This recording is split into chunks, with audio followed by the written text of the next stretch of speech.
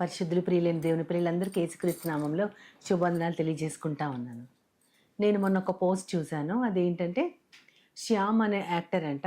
ఆయన ఒక ఫిల్మ్లో నటించడానికి నిద్ర లేకుండా ఉంటే కళ్ళు ఎలా ఉంటాయి అనే ఏదో దానికి సంబంధించిన ఏదో ఒక పాత్ర ఆయన ఆ రోల్ ప్లే చేస్తున్నాడు కాబట్టి దానిలో సహజంగా ఉండటం కోసం మేకప్ అవన్నీ యూజ్ చేయకుండా తను ఏం చేశాడు, నిజంగానే నిద్రపోకుండా 9 డేస్ ఉన్నారంట. 9 డేస్ ఉండేసరికి కంటి కింద అంతా ఇంతింత లావు వాపులు వచ్చేసి కళ్ళు చాలా చిన్నగా అయిపోయి అసలు ఆ మొహం చూడటానికి వీల్లేనంత ఉంది.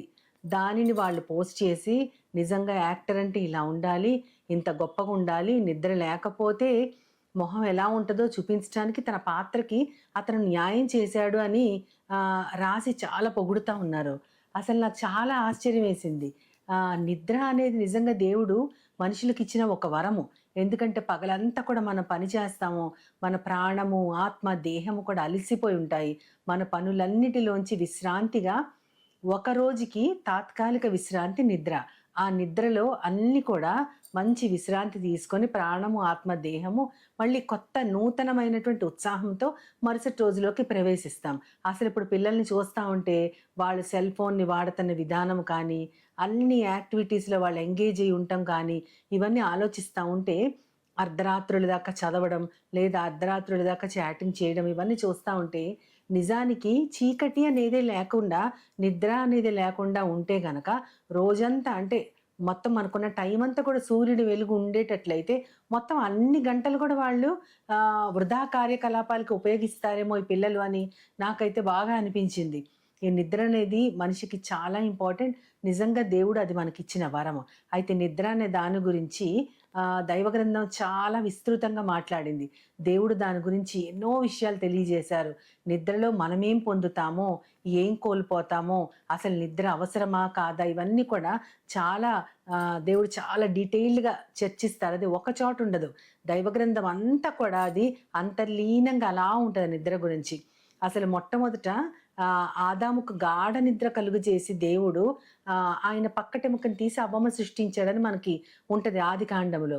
మొదట్లోనే ఉంటది 3వ అధ్యాయంలో. అయితే గాఢ నిద్ర కలుగజేసి అంటే గాఢ నిద్ర అంటే బాగా డీప్ స్లీప్ అనమాట. అంటే ఇంక అసలు ఏ మెలకువ రాని స్థితి. ఏ మెలకువ రాని స్థితి గాఢ నిద్ర ఉందంటే నిద్ర ఆల్రెడీ ఉండుంటది. అతన్ని అంటే ఆదాము సృష్టించినప్పుడు అతనికి పగలు పని, రాత్రి విశ్రాంతి ఉండే ఉంటది. కానీ ఆ విశ్రాంతి ఎలాంటిదంటే దేనికైనా సరే మెలకువ వచ్చేటట్లు ఉండి ఉంటది. కానీ దేవుడు మాత్రం మెలకువ రాని గాఢ నిద్ర కలుగజేసి అతని కోసం సాటి అయిన సహకారిని తయారు చేశారు.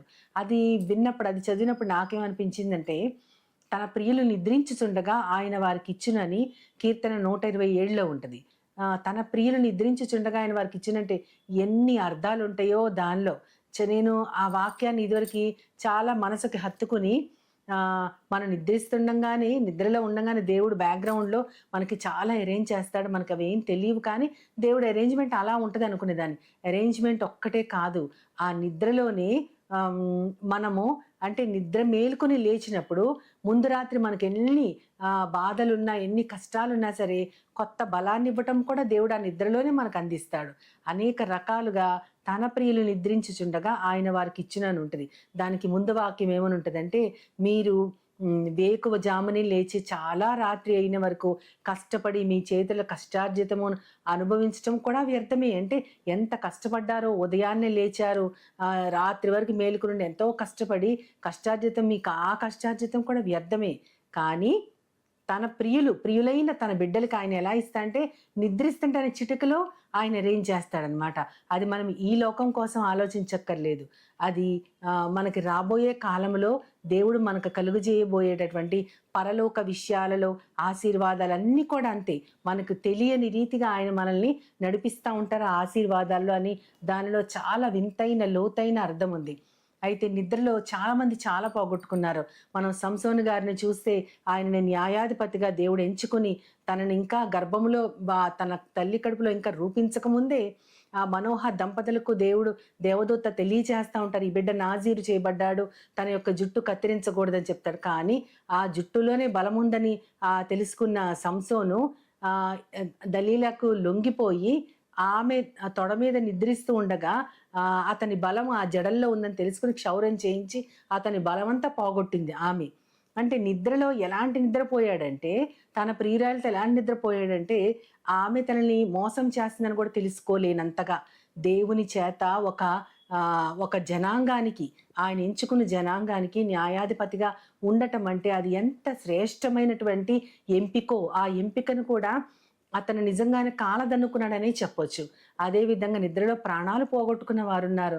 మనం చూడగలిగితే యాయేలు ఏం చేస్తదంటే, ఆమె గుడార ద్వారం దగ్గర సిసేరా పడుకొనుంటే, ఆ రాజుగారు అలసిపోయి పడుకొనుంటే ఆమొచ్చి ఆయన కణతల్లోకి మేకు దిగగొట్టి ఆయన చనిపోయేటట్లు ఆమె చేస్తది. అంటే ఆయన ఎంత అలసిపోయి ఆ గుడారం దగ్గర నిద్రపోతా ఉంటే ఆమె వచ్చి ఆయనని చంపడానికి అవకాశం ఇచ్చేంతగా ఆయన నిద్రలో ఉన్నాడు. అందుకని మనము నిద్రించేటప్పుడు దేవుడు కూడా చాలా విషయాలు చెప్తా ఉంటారు. ఏంటంటే సోమరి గురించి చెప్తా ఉంటారు. నిద్ర మేల్కొని జరిగేది చూడమని చెప్తారు సామెతల్లో. లేమికి భయపడి నిద్రమత్తు వదులు అని చెప్తారు. అంటే ఈ శత్రువు వచ్చి తన మీద దాడి చేసినా కూడా తెలియనంతగా అతను నిద్రపోయాడు. అంటే మరి ప్రాణాన్ని కూడా పోగొట్టుకునేటంతగా నిద్రపోతా ఉన్నాడు అతను. అదేవిధంగా మనం చూస్తే సొలొమోను మహారాజు గారు 16-17 సంవత్సరాలు ఉన్నప్పుడే అతను మొట్టమొదటి తీర్పుని ఎవరికి ఇచ్చాడంటే, ఇద్దరు స్త్రీలు వస్తారు అతని దగ్గరికి. అందులో ఒక స్త్రీ ఏం చెప్తాదంటే, నా దగ్గర పడుకున్న మా ఇద్దరికి కూడా ఒకేసారి బిడ్డలు పుట్టారు. మేము నిద్రిస్తుండగా నా పక్క స్త్రీకి ఆ బిడ్డ చనిపోతే నా కౌగిట్లో ఉన్న బిడ్డను తీసుకుని తన దగ్గర పడుకోబెట్టి ఆ బిడ్డ నా బిడ్డే అని చెప్తుంది అని. అంటే ఈమె నిద్రపోయేటప్పుడు తన కుమారుణ్ణి కూడా, ఆ బిడ్డని కూడా ఇంకొక స్త్రీ దొంగిలిస్తుంది అని తెలుసుకోలేనంతగా నిద్రపోయింది. అంటే ఆమె ఆదమరిచి నిద్రపోతున్నప్పుడు తన బిడ్డను కూడా పోగొట్టుకునేంత ప్రమాదం ఉన్నది అని కూడా ఆమె తెలుసుకోలేకపోయింది. అదేవిధంగా మనం చూస్తే పౌలు గారు మాట్లాడుతూ ఉంటే, కిటికీలో కూర్చుని కునికి పాటలు పడి ఆ నిద్రకి ఓర్చుకోలేక కింద పడిపోయి ప్రాణాలు పోగొట్టుకున్న ఐతుకును కూడా మనం గుర్తు చేసుకోవచ్చు.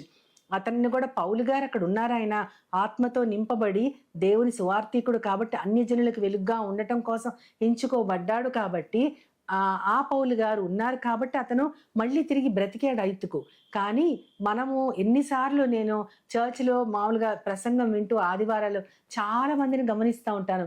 చాలా మంది నిద్రకి భయంకరంగా జోగుతూ ఉంటారు. పోనీ వారు రాత్రంతా కష్టపడి నైట్ డ్యూటీస్ చేసి వచ్చారా అంటే కాదు. అదేంటంటే చాలా మందికి ఇళ్లల్లో ఉన్నప్పుడు పడుకోవాల్సి వచ్చినప్పుడు అప్పుడు రాదు నిద్ర. కేవలము దేవుని యొక్క మాటలు చెప్పేటప్పుడు వారికి నిద్ర వస్తుంది. ఎందుకంటే దేవుని వాక్యం మీద లక్ష్యం లేకపోవటం మూలాన వారికి ఆ నిద్ర రావటం అనేది జరుగుతుంది. నిద్రలో ఇటువంటి ప్రమాదాలు జరగటం మాత్రమే కాదు, ఎన్నో మంచి పనులు కూడా జరిగాయి.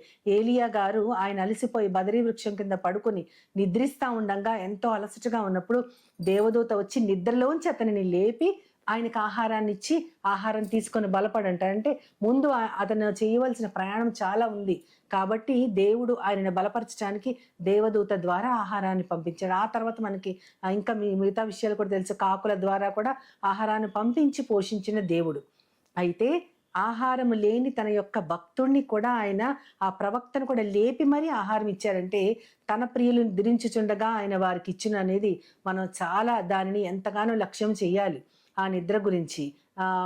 అదేవిధంగా యేసుక్రీస్తు వారు స్వయంగా శిష్యుల్ని ఆయన గెత్సెమని తోటలో ప్రార్థన చేస్తూ ఉండగా శిష్యులు బయట ఉన్నప్పుడు ఆయన వచ్చి చెప్తారు, నేను చాలా వేదనలో ఉన్నాను, నా కోసం ప్రార్థన చేయండి అని. అంటే వారు నిద్రిస్తూ ఉంటే ఆయన వచ్చి వాళ్ళని లేపుతారు, నా కోసం ప్రార్థించండి అని. మళ్ళీ రెండోసారి వచ్చి లేపుతారు, ఇంకా మీరు నిద్రమత్తులో ఉన్న నా కోసం ప్రార్థించండి అంటే ఆయన దేవుని కుమారుడు అయ్యుండి కూడా నిద్ర మేలుకుని తన శిష్యులు ఆయన కోసం, ఆయన బలపట్టం కోసం ప్రార్థించాల్సిన అవసరం ఉంది.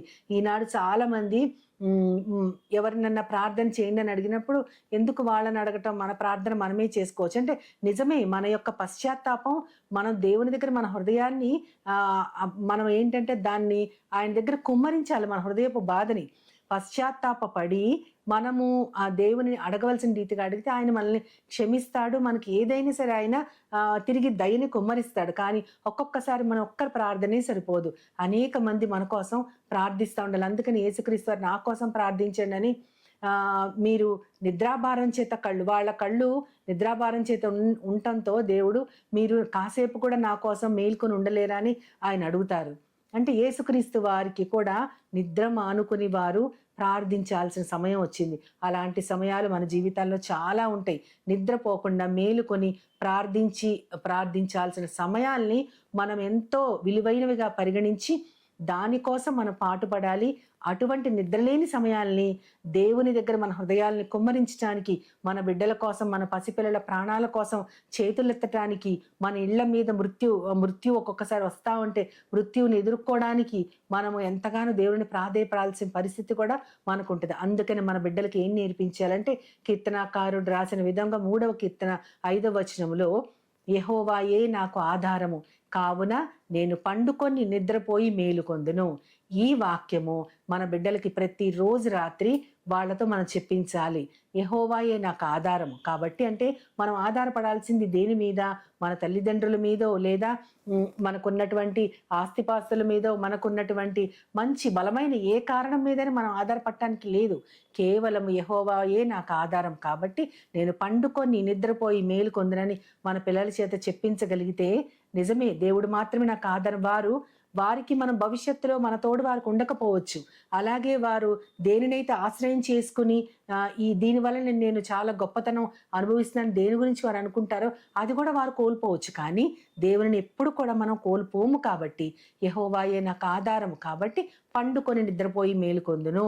మేలుకోవడం అనేది కూడా దేవుడిచ్చిన గొప్ప వరము. ప్రతిరోజు రాత్రి మనం నిద్రపోయేటప్పుడు ఎంతో ప్రార్థన చేసి పడుకుంటాం. కానీ దేవా, మరుసటి రోజు నీకు ఇష్టమైతే నా శరీరంలో మళ్ళీ నా ఆత్మని ప్రవేశింపజేసి చురుకైన మెలకువని నాకు అనుగ్రహించు అని మనం ప్రార్థన చేసుకున్నట్లు మన బిడ్డలకు కూడా, నాన్న నువ్వు పండుకొని నిద్రపోయి మేలుకోవాలి. కాబట్టి ఆ క్రియ జరగటానికి నువ్వు నిద్రపోవాలన్నా తిరిగి మేలుకోవాలన్నా నీకు దేవుడు మాత్రమే ఆధారం అని మన బిడ్డలకి మనం నేర్పించగలిగితే వారు చక్కటి విశ్రాంతిని పొందుతారు, చురుకైన మెలకువను కూడా వారు పొందుతారు. కాబట్టి నిద్ర మన జీవితాలకు ఎంత ఇంపార్టెంటో, ఆ నిద్రలో దేవుడు అనేకమైన స్వప్నాలు కలుగజేస్తాడు.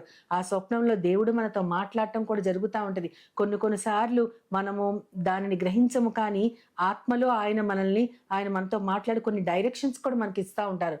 దానికి కూడా నిద్ర చాలా అవసరం.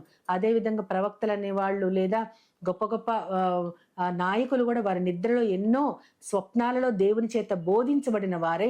అంతెందుకు మన జ్ఞానులు కూడా వారు స్వప్నంలో బోధించబడిన వారే. వారి యొక్క హేరోదు యొక్క ఆ యొక్క దురుద్దేశాన్ని దేవుడు వారికి తెలియసి వారి యొక్క రూట్ మారుస్తారు. స్వప్నంలో యోసేపుకు కూడా దేవుడు తెలియపరుస్తారు, నువ్వు ఇక్కడి నుంచి వెళ్ళిపో అని చెప్తారు. కాబట్టి మనకి జరిగేటటువంటి ఏ పరిస్థితి అయినా అది మనకి ఎక్కువసార్లు నిద్రలో జరుగుతూ ఉంటుంది. కాబట్టి ఆ నిద్ర మనకి చాలా విలువైనది. దాని ఊటిని తృణప్రాయంగా ఎంచి ఇప్పుడు కాకపోతే రేపు పగలు నిద్రపోవచ్చు, లేకపోతే ఎప్పుడైనా నిద్రపోవచ్చు కానీ కాదు. అది మనకి ఎంత ముఖ్యమైనదో కేవలం మన శరీరానికి మాత్రమే కాదు, కానీ మన ఆత్మకి, మన మనస్సుకి కూడా చాలా చాలా ముఖ్యమైనది. మనకి నిజంగా చాలా మంది నిద్ర పట్టక బాధపడతా ఉంటారు.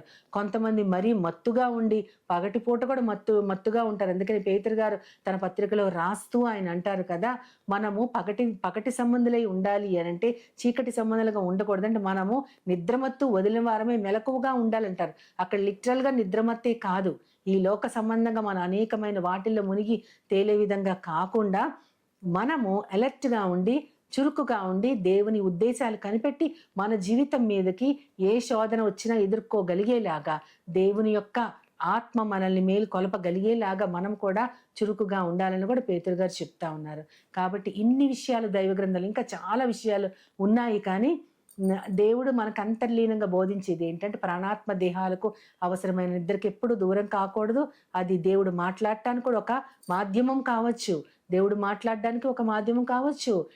ఆయన ప్రియులమైన మనము నిద్రిస్తుంటే అనేకమైనవి ఆయన మనకి ఇవ్వడానికి ఎప్పుడు కూడా ఆయన సిద్ధంగా ఉంటారు. అటువంటి సిద్ధపాటుకి ఆయన ఉన్నప్పుడు మనము దానికి నోచుకొని ఉండాలి. కాబట్టి మంచి నిద్రపోయి చురుకైన మెలకువతో దేవునికి ఇష్టమైన బిడ్డలుగా, ఆయనకి ప్రియులుగా మనం అందరం ఉండగలుగునట్లు మనం దేవుని సహాయాన్ని కోరుకుంటూ చిన్న ప్రార్థన చేసుకుందాం. ప్రేమ నమ్మకం గల నా ప్రియ పరలోకపు తండ్రి, నాయన, నిద్ర ఒక్కొక్కసారి ప్రాణాలు తీస్తూ ఉంటుంది ప్రవ్వా. మాకున్న గొప్ప వరాల్ని సంసోనులాగా పోగొట్టుకునేటటువంటి దౌర్భాగ్యం కూడా కలిగిన వారు అవుతాం ప్రవ్వా. మేము నిద్రించేటప్పుడు మీరే మాకు ఆధారం. కాబట్టి పండుకొని నిద్రపోయి మేలుకొందును అని మేము చెప్పగలిగి ధైర్యం కలవారమై ఉండగలిగినట్లు ప్రియులుగా మేము నీకు ప్రియులుగా ఉండి నువ్వు అందించేవన్నీ మేము నిద్రపోతుండగానే మీరు మాకు అందిస్తారు కాబట్టి దాన్ని అందుకునే భాగ్యము మాకందరికి కలుగజేయమని నీ ప్రియకుమారుడు నా ప్రియ ప్రభువైన యేసుక్రీస్తు వారి ద్వారా కోరి ప్రార్థిస్తున్నాను పరమ తండ్రి. ఆమేన్, ఆమేన్, ఆమేన్. వందనాలు. As Jesus now is all.